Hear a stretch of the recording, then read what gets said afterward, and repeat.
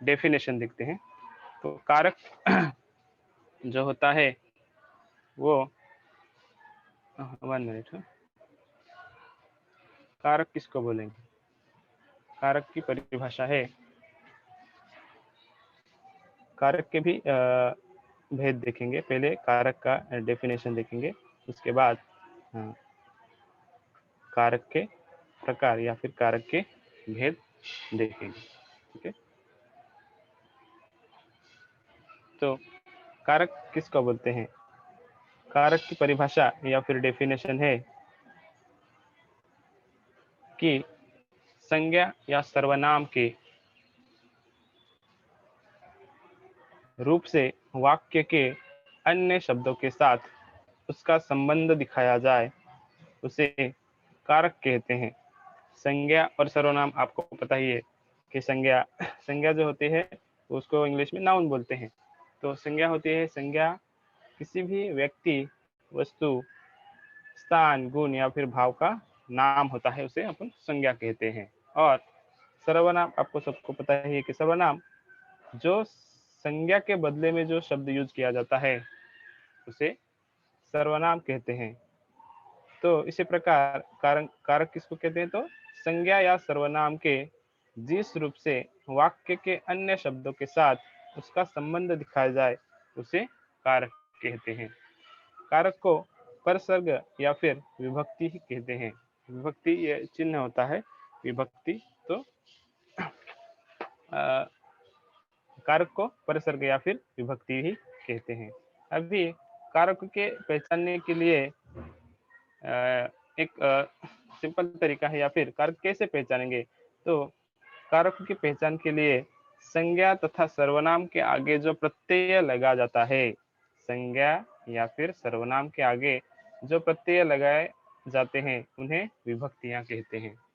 विभक्ति आपको आगे पता चल जाएगा है कि विभक्ति किसको कहते हैं। तो विभक्ति ये जो होता है, ये कारक जो होता है उसके आगे जो प्रत्यय लगाया जाता है उसको विभक्तियां कहते हैं। अभी कारक के प्रकार हैं। कारक के प्रकार 8 प्रकार हैं। कारक के 8 प्रकार हैं।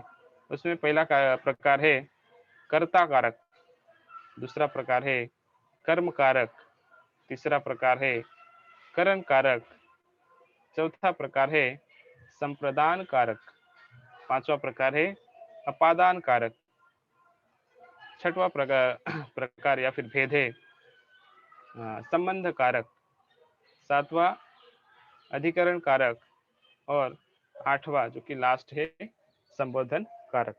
तो इसी प्रकार एक एक कारक के भेद या फिर प्रकार अपन उदाहरण के साथ या फिर एग्जाम्पल के साथ देखते हैं। एक और बार मैं कारक की संज्ञा पढ़ता हूँ, परिभाषा या फिर डेफिनेशन पढ़ता हूँ कि संज्ञा या सर्वनाम के जिस रूप से वाक्य के अन्य शब्दों के साथ उसका संबंध दिखाया जाए उसे कारक कहते हैं। तो ये थी कारक की परिभाषा। और कारक के 8 भेद हैं। इसी प्रकार कारक के एक एक भेद अपन देखते हैं। तो पहला भेद है कर्ता कारक। कारक का पहला जो भेद है या फिर प्रकार टाइप से वो है कर्ता कारक। संज्ञा या सर्वनाम के जिस रूप से क्रिया करने वाले का बोध हो, मतलब जो भी एक्शन कर रहा हो या फिर क्रिया कर रहा हो, कार्य कर रहा हो, उसका बोध हो, उसे कर्ता कारक कहते हैं। संज्ञा या फिर सर्वनाम के जिस रूप से क्रिया या फिर कार्य करने वाले का बोध होता है उसे कर्ता कारक कहते हैं। जनरली हम ध्यान में रखेंगे कि जो कार्य करने वाला है या फिर एक्शन जो करने वाला है उसको कर्ता कारक कहते हैं। फॉर एग्जाम्पल देखो, पहला वाला एग्जाम्पल देखो, तनिषा ने फोन किया। फोन करने की क्रिया किसने की? तो तनिषा ने। और तनिषा ने ये क्या है? विभक्ति है। ने जो ये है क्या है? विभक्ति है। तो ये तनिषा ये संज्ञा है, उसके आगे लगाया गया प्रत्यय है ने। ये क्या है? प्रत्यय, इसको विभक्ति बोलते हैं। तो तनिषा ने फोन किया, तो फोन करने वाली क्रिया किसने की? तनिषा ने की। तो इसके लिए तनिषा ने ये जो है, जो रेड में बताया है, दैट इज अ कर्ता कारक। तो वो कर्ता कारक है। ये फर्स्ट एग्जांपल से है। हाँ, दूसरा एग्जांपल देखो, बाबूजी ने मोबाइल पर बताया था। बताने वाला क्रिया कौन कर रहा है, तो बाबूजी ने यहाँ पे भी प्रत्यय है, विभक्ति है, देखो ने, तो बाबूजी ने, ये कर्ता कारक है। तो मोबाइल पर बताने का जो कार्य है किसने किया, बाबूजी ने किया, तो बाबूजी ने ये जो है शब्द है ये कर्ता कारक है। तीसरा उदाहरण देखो, डॉक्टर ने चैन की सांस ली। डॉक्टर ने चैन की सांस ली। संज्ञा डॉक्टर संज्ञा फिर सर्वनाम है, उसके आगे जो प्रत्यय लगाया है, विभक्ति लगाई है ने, तो चैन की सांस ली, किसने ली, तो डॉक्टर ने। चैन की सांस लेने वाला कौन है, तो डॉक्टर है। तो डॉक्टर ने ये जो शब्द है ये कर्ता कारक है। इसी प्रकार और एग्जांपल अब देखते हैं। रहमान ने गाय को मारा। मारने की क्रिया किसने की, रहमान ने की, तो रहमान ने ये जो है ये कर्ता कारक है। दूसरा एग्जांपल है देखो, लक्ष्मी ने चारा खाया। लक्ष्मी ने चारा खा लिया है। तो चारा खाने का काम कौन कर रहा है, लक्ष्मी कर रही है। मतलब लक्ष्मी ये जो यहाँ पे एग्जाम्पल है, 10वीं के कक्षा में एक लक्ष्मी एक ये है चैप्टर है, उसमें से उस गाय का नाम होता है लक्ष्मी। तो इसलिए ये एग्जाम्पल है कि लक्ष्मी ने चारा खा लिया है। तो लक्ष्मी ने ये जो लक्ष्मी ने ये क्या है, कर्ता कारक है। तो ये था पहला प्रकार या फिर पहला भेद, कर्ता कारक। आगे वाला भेद देखते हैं कारक का। दूसरा कारक का भेद है, प्रकार है, वो है कर्म कारक। क्या है, कर्म कारक। अभी कर्म कारक किस प्रकार से, किस तरीके से पहचानेंगे या फिर किसको कर्म कारक कहते हैं, तो उसकी डेफिनेशन या फिर परिभाषा है, जिस व्यक्ति या वस्तु पर क्रिया का प्रभाव पड़ता है उसे कर्म कारक कहते हैं। मतलब ऐसी वस्तु जिस पर क्रिया का प्रभाव है उसे कर्म कारक कहते हैं। फॉर एग्जाम्पल देखो, अमरनाथ ने शास्त्रीय गायन सीखना शुरू किया। सीखने वाली जो क्रिया है, कार्य है, उसका प्रभाव किसका पड़ा था, शास्त्रीय गायन का। इसके लिए शास्त्रीय गायन जो है कर्म कारक है। दूसरा एग्जाम्पल है, वह फिर सारे मोहल्ले को तंग करता। वह फिर सारे मोहल्ले को तंग करता। तो तंग करने वाली जो क्रिया है किसके उसके उसके किसका प्रभाव, मोहल्ले को तंग किया। तो मोहल्ले को ये जो शब्द है ये क्या है, कर्म कारक शब्द है। आगे वाला एग्जांपल देखो, मैं तुम्हारी तनख्वाह देना चाहता हूँ। देने वाला किससे प्रभाव से क्रिया का प्रभाव पड़ा है, तनख्वाह।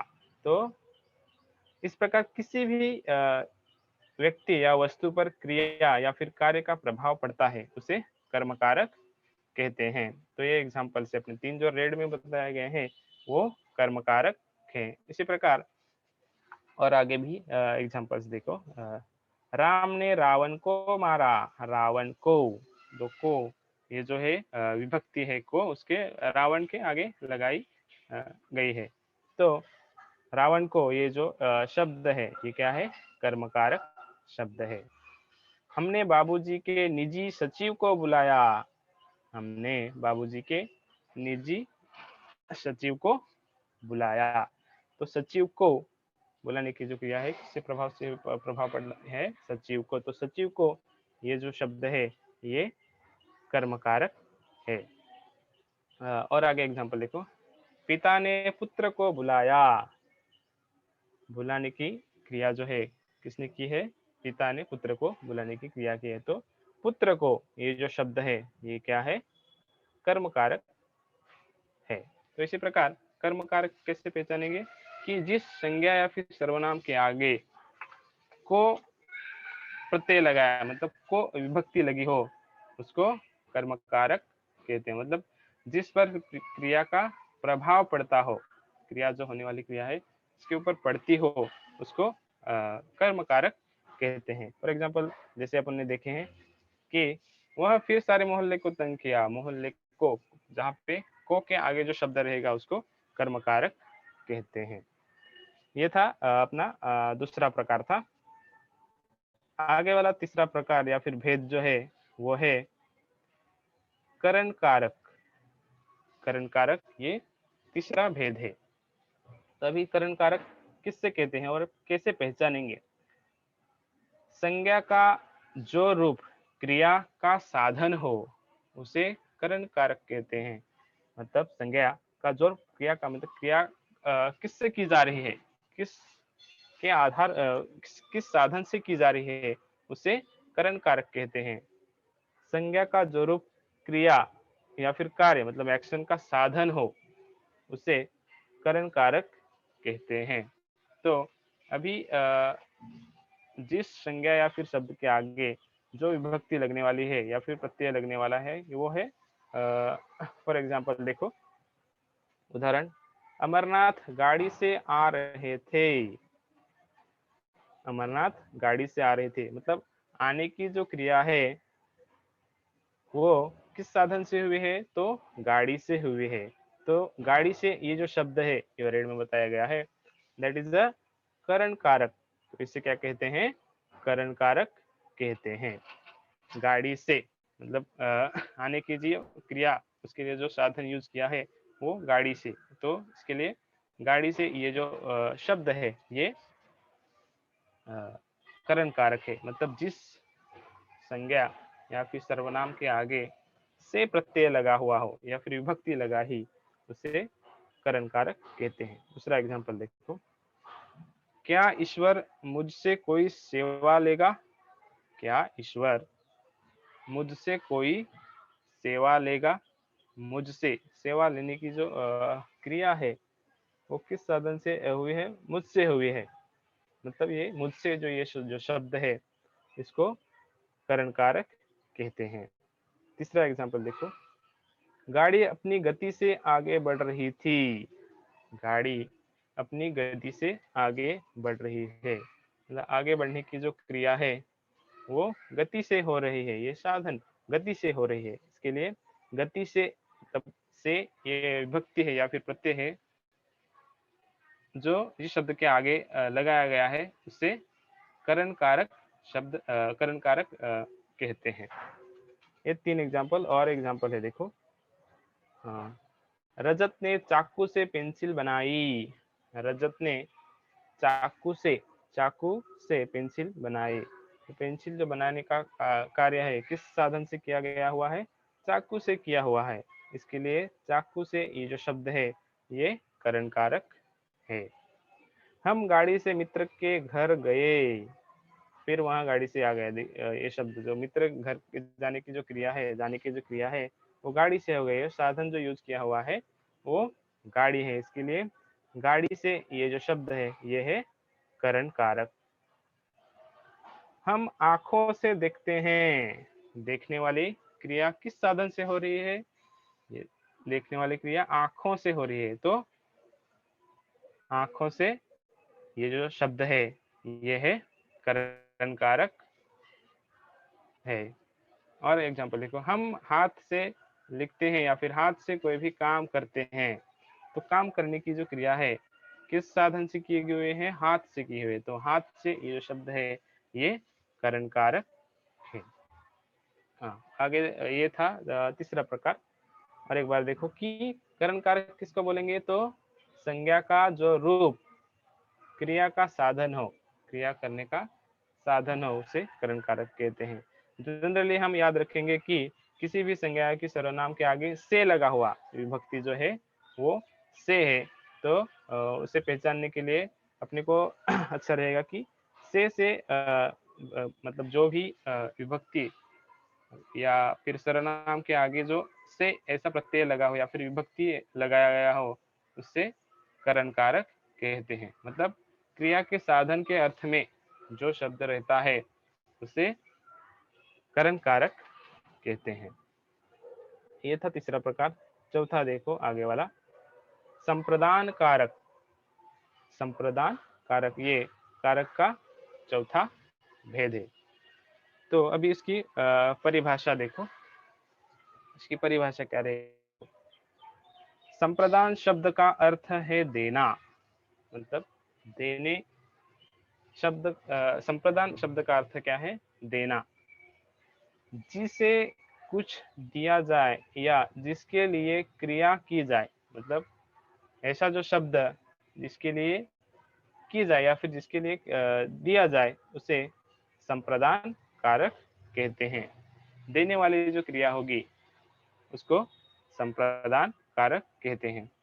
संप्रदान शब्द का अर्थ होता है कि देना होता है, तो जिसके लिए क्रिया की जाती है, जिसके लिए क्रिया की जाती है उसको संप्रदान कारक कहते हैं। तो फॉर एग्जाम्पल देखते हैं, देखो यहाँ पे एग्जाम्पल है, पीयूष मोनू के लिए गाजर लाया, पीयूष मोनू के लिए गाजर लाया।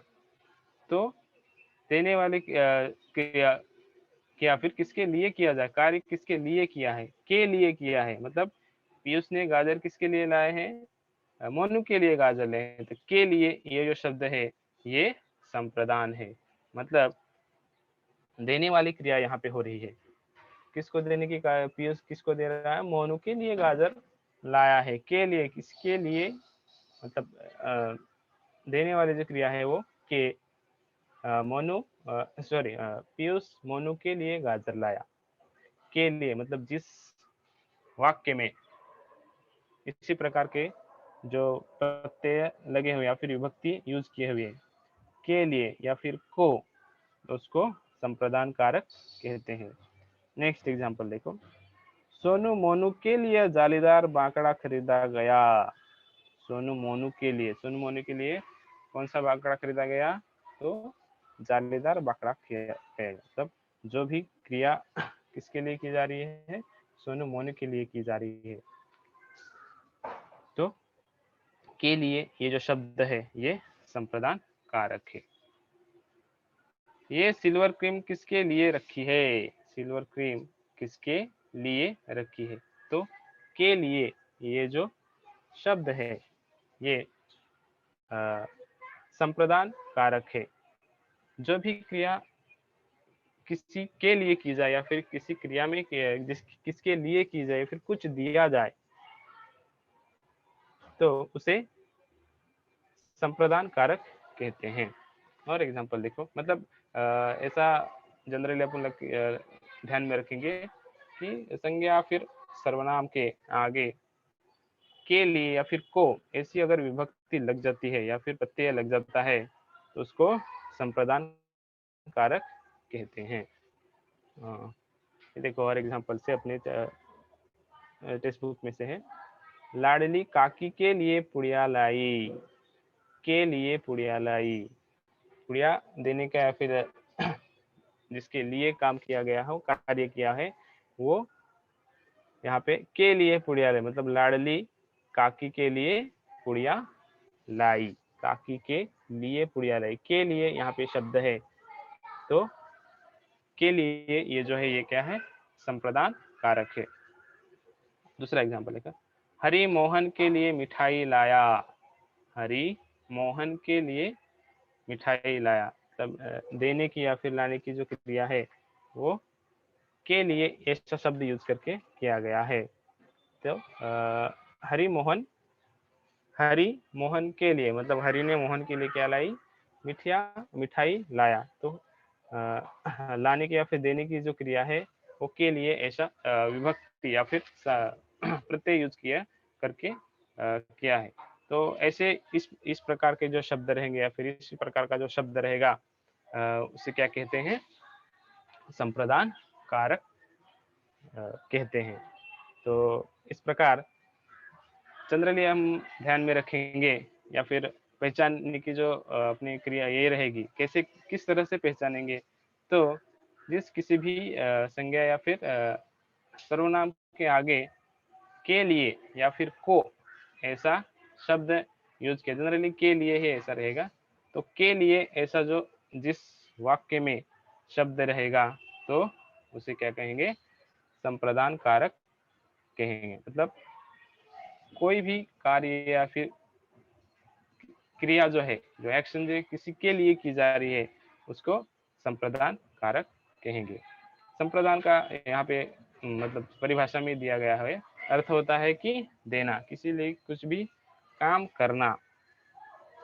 तो इस प्रकार जो प्रत्यय लगा हुआ हो या फिर विभक्ति है, जिस किसी वाक्य में इस प्रकार की विभक्ति हो के लिए, तो उसे संप्रदान कारक कहते हैं।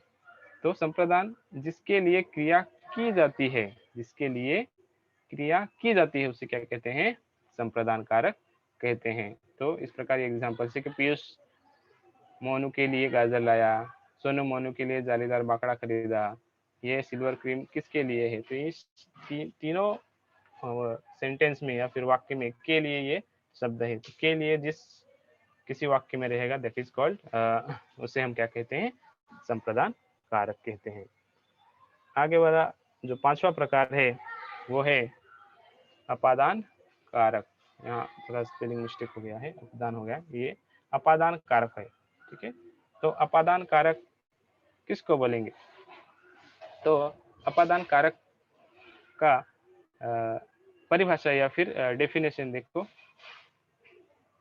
संज्ञा के जिस रूप से, संज्ञा के किसी रूप से, जिस रूप से किसी वस्तु के दूर हटने का या अलग होने का बोध हो, उसे अपादान कारक कहते हैं। ऐसा जो शब्द है जो किसी वस्तु से हटने का या फिर अलग होने का बोध होता हो, उसे अपादान कहते हैं। देखो फॉर एग्जाम्पल देखो, अमरनाथ जी अस्पताल से घर आ गए। अमरनाथ अस्पताल मतलब अस्पताल एक और एक शब्द है, और घर, तो अस्पताल से घर आए मतलब अस्पताल से हटना या फिर अलग होना, वो घर पे आ गए। इसके लिए अस्पताल से यहाँ पे भी से यूज किया हुआ है। देखो, तो अपादान और करण ये अलग अलग होता है कि वो वाक्य के ऊपर डिपेंड करता है। कि जैसे कि करण कारक ने हमने देखा कि अमरनाथ गाड़ी से आ रहे थे, तो यहाँ पे गाड़ी से ये जो साधन है क्रिया होने की, क्रिया के लिए यहाँ पे साधन यूज किया हुआ है गाड़ी से, तो ये करण कारक होगा। लेकिन अपादान कारक क्या है कि किसी भी संज्ञा जिस रूप जिससे अलग, किसी वस्तु से अलग होने का भाव हो। जैसे कि यहाँ पे देखो फर्स्ट एग्जांपल में देखो, अमरनाथ जी अस्पताल से, मतलब अस्पताल और ये घर, अस्पताल से घर में, अस्पताल से अलग होकर घर में आ गए, तो ये अलग होने की या फिर हटने का बोध हो, उसे अपादान कारक कहते हैं। दूसरा एग्जांपल देखो, यह बनमानस कहाँ से उठा लाए। बनमानस कहाँ से उठा लाए, सॉरी कहाँ से पकड़ लाए। तो पकड़ या फिर लाने की जो क्रिया है, कहाँ से, ये हटने का या फिर अलग होने का बोध हो रहा है। इसके लिए कहाँ से ये जो शब्द है ये अपादान कारक है। तीसरा एग्जांपल देखो, मेरा जीवन इस 3 फीट टांग से बड़ा, टांग से तो बड़ा ही होगा। तो यहाँ पे देखो टांग से, फीट 3 फीट ये, और टांग से, तो यहाँ पे अलग होने या फिर हटने की क्रिया हो रही है। दूसरा एग्जांपल है देखो, गंगा गंगोत्री से निकलती है। गंगा गंगोत्री से निकलती है, तो गंगा है और गंगोत्री से निकलती है, तो वहां से गंगा जो है वो गंगोत्री से हटती है या फिर अलग होती है। इसके लिए उसको गंगोत्री से, ये जो शब्द है ये क्या है? अपादान कारक है। इंदौर से हम गोवा गए। इंदौर से हम गोवा गए, मतलब इंदौर और गोवा ये अलग अलग दो जगह है। तो इंदौर से, तो इंदौर से हटने का या फिर अलग होने का काम इस शब्द से हुआ है से। तो जिस किसी संज्ञा या फिर सर्वनाम के आगे जो प्रत्यय या फिर विभक्ति लगती है से, यहाँ पे कंफ्यूज नहीं होना है कि करण कारक और अपादान कारक दोनों में प्रत्यय या फिर विभक्ति जो यूज होती है वो है से है। करण में क्या है, करण कारक में वो जो होता है वो साधन होना चाहिए। तो अगर साधन हो तो उसे करण कारक कहते हैं। लेकिन किसी संज्ञा वस्तु से दूर हटने या फिर अलग होने का बोध होता हो उसे अपादान कारक कहते हैं। तो इंदौर से हम गोवा गए, तो इंदौर से हटने का काम हो रहा है, मतलब उससे अलग होने का काम हो रहा है। मतलब इंदौर से वो गोवा गए, वो इंदौर और ये दोनों अलग अलग जगह हैं। तो इंदौर से हम गोवा गए, तो इंदौर से ये जो शब्द है ये क्या है, अपादान कारक है। दूसरा एग्जांपल है, देखो, पेड़ से फल गिरा। फल कहाँ से गिरा, पेड़ से गिरा, मतलब पेड़ और फल ये दो अलग हो गए, पेड़ से फल गिरा। तो इसी प्रकार किसी भी संज्ञा या फिर संज्ञा का ऐसा रूप हो जिससे वस्तु के दूर हटने या फिर अलग होने का बोध होता हो, उससे अपादान कारक कहते हैं। देखो यहाँ पे अपादान कारक ऐसा है कि किसी वस्तु से अलग होने का भाव होता है या फिर हटने का भाव होता है, उससे अपादान कारक कहते हैं। ये एग्जाम्पल से अपने ऑलरेडी देखे हैं। तो इसी प्रकार जिस किसी वाक्य में विभक्ति यूज हुई हो से, कौन सी विभक्ति यूज हुई है, से, लेकिन कैसा बोध होना चाहिए, उससे अलग होने का या फिर हटने का बोध हो, तो उसे अपादान कारक कहते हैं। एक और बार मैं उसकी संज्ञा पढ़ता हूँ, परिभाषा पढ़ता हूँ, डेफिनेशन। अपादान कारक किसको बोलते हैं कि संज्ञा के जिस रूप से किसी वस्तु के दूर हटने या अलग होने का बोध हो, उसे अपादान कारक कहते हैं। ये था अपना पांचवा प्रकार। उसमें विभक्ति यूज हो जाती है से, लेकिन से कैसे, तो वो किसी वस्तु या फिर वस्तु से दूर हटने या फिर अलग होने का बोध होना चाहिए, तो उससे अपादान कारक कहते हैं। अपना छठवा प्रकार है कारक का संबंध कारक। तो संबंध कारक की परिभाषा है या फिर डेफिनेशन है, संज्ञा के जिस रूप से किसी व्यक्ति या वस्तु का दूसरे व्यक्ति या वस्तु से संबंध प्रकट हो, इस संबंध मतलब रिलेशन, तो इस शब्द से ही पता चल जाता है कि संबंध कारक किस प्रकार उसको अपन पहचानेंगे। तो संज्ञा के जिस रूप से किसी व्यक्ति या वस्तु का दूसरे व्यक्ति या वस्तु से संबंध प्रकट हो, उसे संबंध कारक कहते हैं। फॉर एग्जाम्पल देखो, सोनू मोनू का भाई है। एक व्यक्ति है, देखो सोनू और मोनू ये दो व्यक्ति हैं, तो इसका संबंध मोनू का भाई है। संबंध प्रकट हो, सोनू और मोनू के बीच में जो संबंध है वो प्रकट होता है, सोनू मोनू का भाई है। तो यहाँ पे देखो जो विभक्ति यूज हुई है, प्रत्यय यूज हुआ है संज्ञा के आगे, वो है का है। तो संबंध इस प्रकार है कि प्रत्यय कौन कौन से लगने वाले या फिर विभक्तियां कौन कौन सी लग सकती हैं वाक्य में, का, के, को, रा, रे, री। इस प्रकार जिस वाक्य में इस प्रकार के प्रत्यय या फिर विभक्ति हो सर्वनाम संज्ञा के आगे, तो उस क्या कहेंगे, संबंध कारक। तो पहला जो वाक्य है उसमें क्या संबंध बताया है कि सोनू मोनू का भाई है, का भाई है, मतलब जो सोनू और मोनू के बीच में जो संबंध बताया गया है वो प्रकट होता है, वो भाई का संबंध जो प्रकट होता है वो का है। तो इसके लिए का, ये जो है मोनू का, ये जो शब्द है ये क्या है, संबंध कारक है। दूसरा है हेतु की पीठ मजबूत थी। हेतु ये है किसकी पीठ, पीठ मजबूती, पीठ, हेतु और पीठ, उसमें संबंध है की, तो की ये जो शब्द है यह है संबंध कारक है। तो हेतु की पीठ मजबूत है। तीसरा है परिजनों और पड़ोसियों का काफिला सा था। परिजनों और पड़ोसियों का काफिला सा था, तो का यहाँ पे पड़ोसियों का, ये का, पड़ोसियों का ऐसा है, रेड नहीं हो गया है, तो पड़ोसियों का काफिला सा है।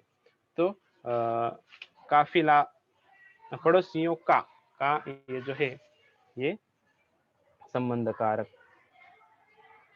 अभी और एग्जांपल है, देखो, मानू का दूल्हा इधर आ रहा है, मानू का दूल्हा इधर आ रहा है। मानू का ये जो शब्द है ये क्या है, संबंध कारक शब्द है। दूसरा है, नेत्रहीनों के चमत्कार हमने बहुत देखे हैं, नेत्रहीनों के चमत्कार हमने बहुत देखे हैं। तो नेत्रहीनों के, यहाँ पे के प्रत्यय के आगे प्रत्यय लगाया गया है या फिर विभक्ति लग गई है, तो नेत्रहीनों के चमत्कार हमने बहुत देखे हैं। आगे एक और एग्जांपल है, देखो, यह महेश का घर है। महेश और घर के बीच में महेश का ये संबंध, महेश और घर के बीच में जो संबंध है वो क्या है, का से जुड़ा है या फिर का से है। तो इसके लिए महेश का घर है, तो महेश का ये जो शब्द है क्या है, संबंध कारक। तो किसी भी वाक्य में संज्ञा के आगे जो प्रत्यय लगाया गया हो, का, के, को, तो इस शब्द का अगर यूज है तो इसे क्या कहते हैं, संबंध कारक। अन्य शब्दों के साथ संबंध का बोध हो, जिस संज्ञा के जिस रूप से शब्द का दूसरे शब्द के साथ संबंध हो, उसे क्या कहते हैं, संबंध कारक कहते हैं। और एक बार फिर देखते हैं, ठीक है। संज्ञा के जिस रूप से किसी व्यक्ति या वस्तु का दूसरे व्यक्ति या वस्तु से संबंध प्रकट हो, उसे संबंध कारक कहते हैं। तो जनरली हम याद रखने की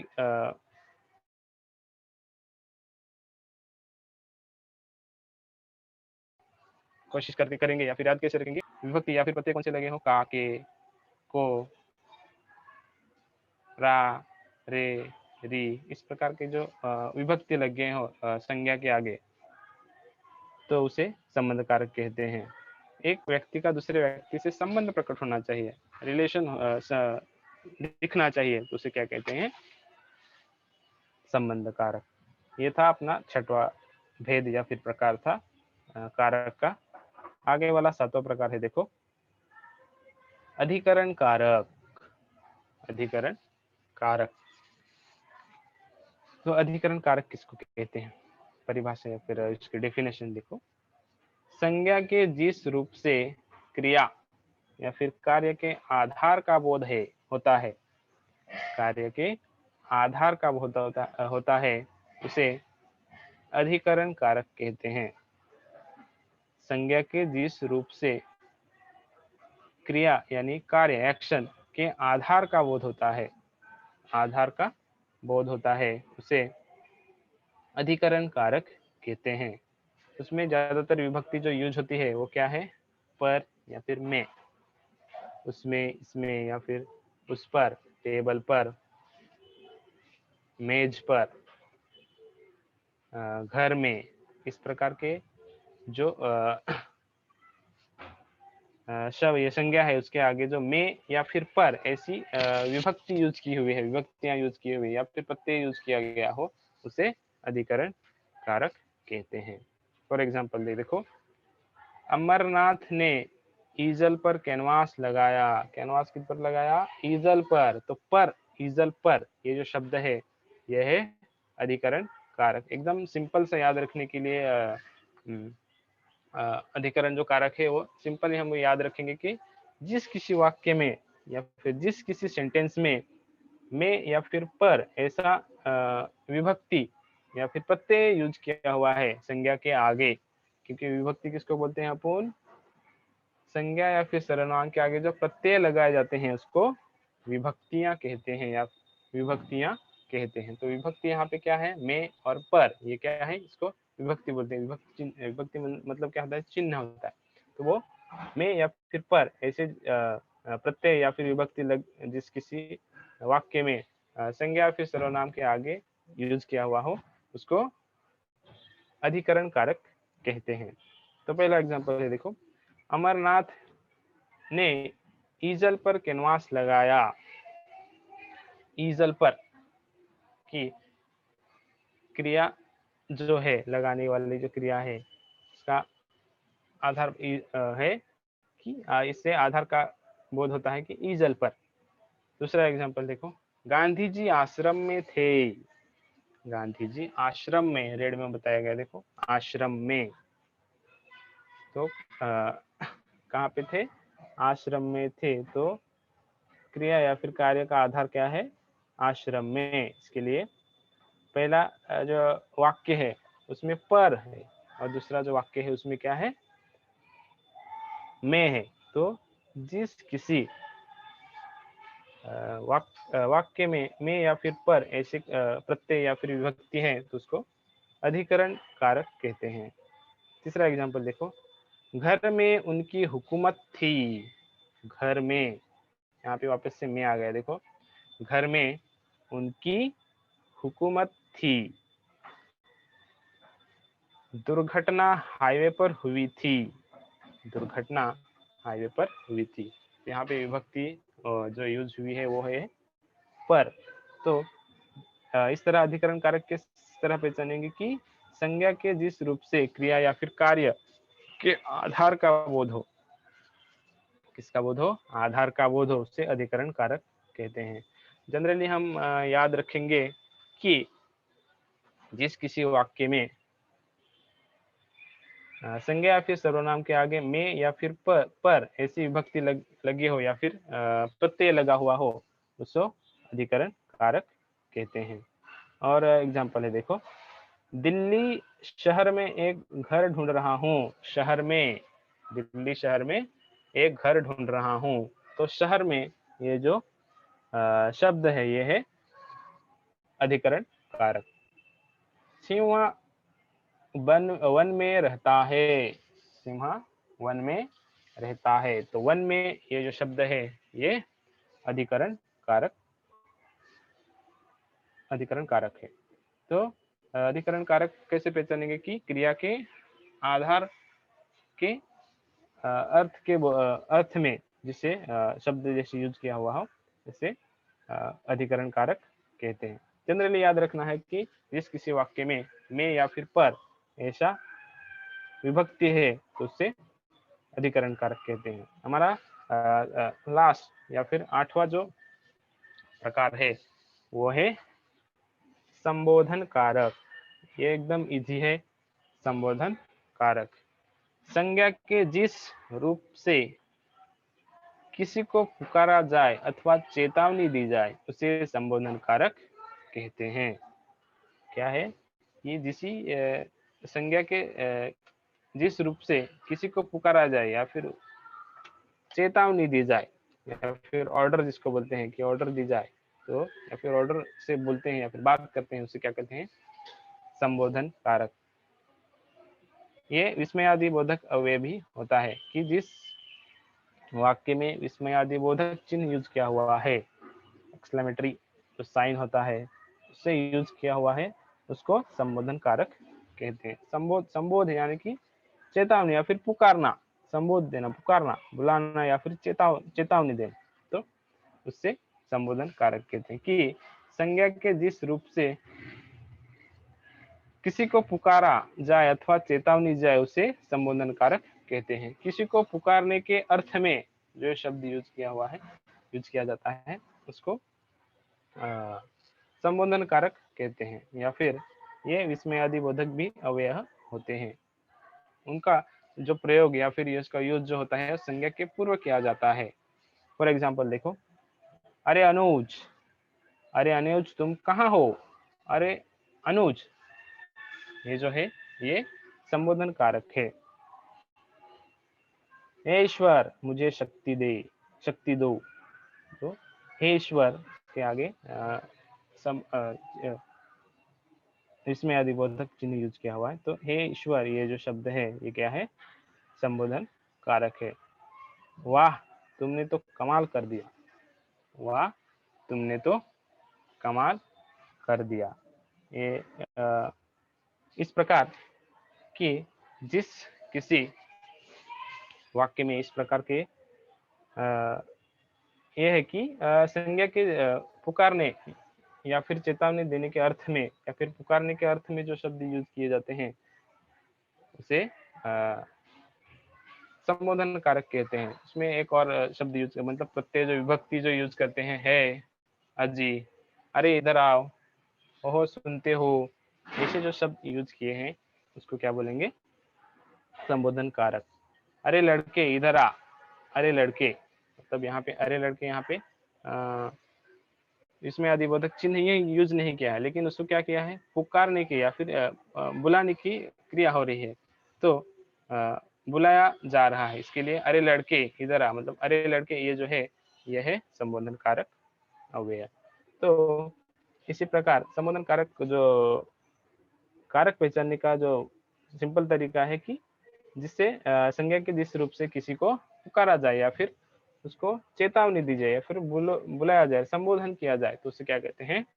संबोधन कारक कहते हैं।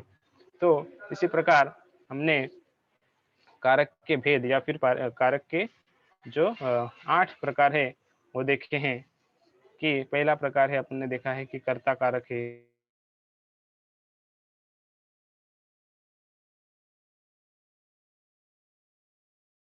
दूसरा है कर्म कारक है, तीसरा है करण कारक, पांचवा कारक संबंध कारक, अधिकरण कारक और लास्ट का जो 8वां प्रकार है वो संबोधन कारक।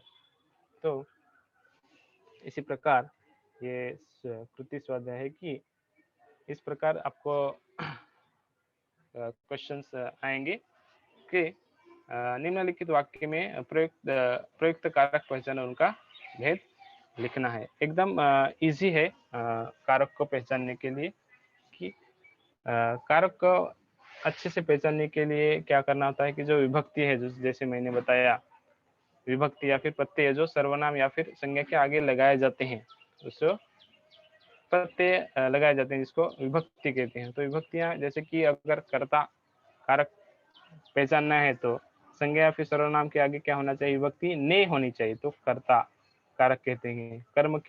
कर्म अगर कारक पहचानना रहेगा तो संज्ञा या फिर सर्वनाम के आगे क्या होना चाहिए? को होना चाहिए, जिससे क्रिया का प्रभाव पड़ता हो।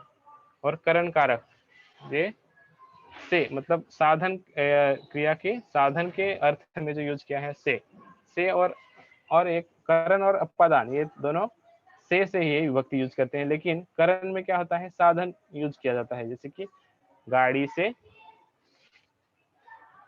अमरनाथ, गाड़ी से, तो यहाँ पे गाड़ी यूज की है, साधन के रूप में यूज की है, तो करण कारक। और अपादान में क्या रहेंगे? अलग होने का काम होता है, अलग हटने का काम होता है, तो ये थोड़ा सा याद रखना है। उसके बाद है संप्रदान। संप्रदान कारक कैसे पहचानेंगे? कि विभक्ति या फिर विभक्ति जो यूज की जाती है, मतलब संज्ञा या फिर सर्वनाम के आगे को या फिर के लिए ऐसे जो शब्द रहेंगे, विभक्ति रहेंगे, तो उससे संप्रदान कारक कारक ऐसी इस तरह से उसको पहचानेंगे। और संबंध आपको पता है कि जिस किसी वाक्य में का, के, को, रा, रे, री इस प्रकार की विभक्ति यूज किए हुए हैं, तो उसको संबंध कारक कहते हैं। अधिकरण कि जिससे जिस वाक्य में क्रिया के आधार के अर्थ में, जैसे कि विभक्ति यूज होती है संज्ञा फिर सर्वनाम के आगे में या फिर पर, तो उससे अधिकरण कारक कहते हैं। संबोधन आपको पता है कि पुकारने या फिर चेतावनी देने की जो शब्द संज्ञा का जो रूप होता है, पुकारा जाए फिर चेतावनी दी जाए, उसको संबोधन कारक कहते हैं। तो इसी प्रकार हमने आज कारक के 8 भेद देखे। ये स्वाध्याय है, जिससे फॉर एग्जांपल एक एग्जांपल में बता रहा हूँ कि पहला वाक्य है अखबार में यह समाचार छपा है। तो इसमें एकदम सिंपल सी बात है कि यहाँ पे यूज किया हुआ है प्रत्यय में है, जो में है, अखबार में। तो अखबार में ये जो ये है क्या है? का शब्द है और उसका भेद जो है अधिकरण कारक। अधिकरण कारक जैसे मैंने बताया है कि मैं और पर, जिस शब्द वाक्य में मैं और पर यूज किया जाता है उसे अधिकरण कारक कहते हैं। 1 साल पहले मैं आश्रम से बाहर गया। आश्रम से मतलब अलग होने का काम कर रहा हो। देखो यहाँ पे करण नहीं आएगा, यहाँ पे क्या आएगा, अपादान कारक आएगा आश्रम से, क्योंकि एक चीज से दूसरी चीज क्या हो रही है, अलग हो रही है, फिर हटने का काम हो रहा है, तो आश्रम से बाहर गया था। तीसरा वाक्य है मैं लड़ने नहीं आया हूँ। यहाँ पे देखो मैं क्या है, कर्ता कारक, लड़ने की क्रिया कौन कर रहा है, कर्ता। मैं ये सर्वनाम है, तो मैं ये प्रयुक्त कारक है और इसका भेद है कर्ता कारक। दादी क्या सोनू भी दुख से मर जाएगा। दुख से, ये देखो यहाँ पे देखो साधन यूज हुआ है तो करण कारक आएगा, दुख से यह है प्रयुक्त कारक, यह है और उसका भेद है करण कारक। तो इसी प्रकार हमने आज कारक, उसकी परिभाषा और कारक के भेद या फिर उसके प्रकार आज हमने देखे हैं। आई होप यू सबको समझ में आ रहा हो गया। Thank you.